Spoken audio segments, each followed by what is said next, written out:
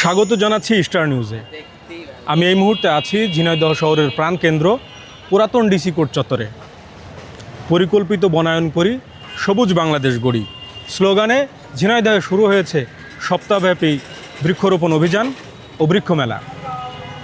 এই মেলা প্রতি বছর এই ডিসি কোর্ট চত্বরেই অনুষ্ঠিত হয়। এখানে জেলার বিভিন্ন উপজেলা এবং গ্রাম থেকে নার্সারি যারা মালিক আছেন, সেই নার্সারি মালিক তারা তাদের বিভিন্ন ধরনের গাছ এবং ফলজ, বনজ এবং ঔষধি গাছের চারা এই মেলায় তারা প্রদর্শন করে থাকেন। আমি যদি আপনাদেরকে একটু দেখানোর চেষ্টা করি যে এই মেলা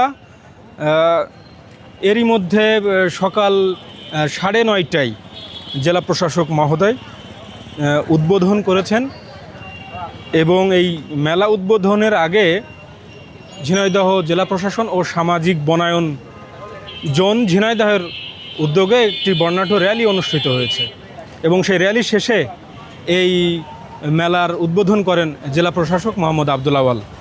আমি যদি আপনাদেরকে একটু জানিয়ে রাখি যে এই মেলায় এখন পর্যন্ত আমি এখানে এসে যেটি দেখতে পেয়েছি, প্রায় 10টির মতো স্টল এখানে এরই মধ্যে বসানো হয়েছে এবং এই আয়োজকদের সঙ্গে কথা বলেছি, তারা জানিয়েছেন যে আরও বেশ কয়েকটি স্টল এই মেলায় অংশ নেবেন।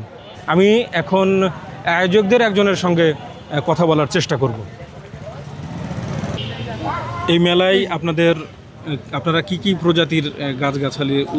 আমরা এই মেলায় বৃক্ষ মেলায় নিয়ে আইছি বিভিন্ন জাতের বিদেশি আম এবং আপনি নিয়ে আইছি লিচু এবং লটকন, রামভুটান, কাঠিমন, বাড়ি 4 বাড়ি 11। মেলা এটা তো আসলে আমরা মেলাটা এই জন্য করি যে বৃক্ষরোপণ অভিযান এবং বৃক্ষ মেলা। তার অভিযান মানে কি?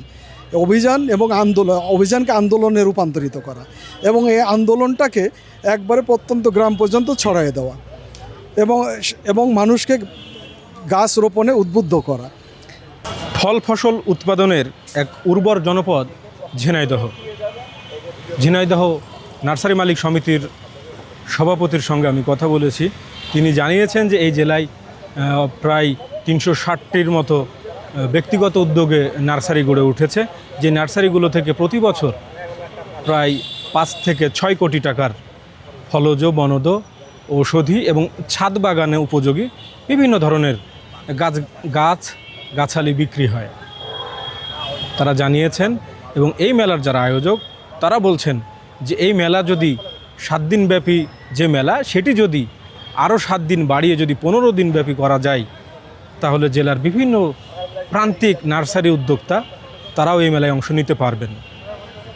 তারা জানিয়েছেন যে বৃক্ষরোপণ অভিযান এবং এই বৃক্ষ মেলার মতো এই ধরনের যদি আয়োজন আরও বেশি সম্প্রসারণ করা যায়, আরও বেশি এ ধরনের উদ্যোগ নেওয়া যায় এবং সেই উদ্যোগ যদি একেবারে গ্রাম পর্যায়ে যদি ছড়িয়ে দেওয়া যায়, তাহলে আগামীর বিশ্ব সবুজ সতেজতায় ভরে উঠবে। ঝিনাইদহ থেকে শাহজাহান নবীন, স্টার নিউজ।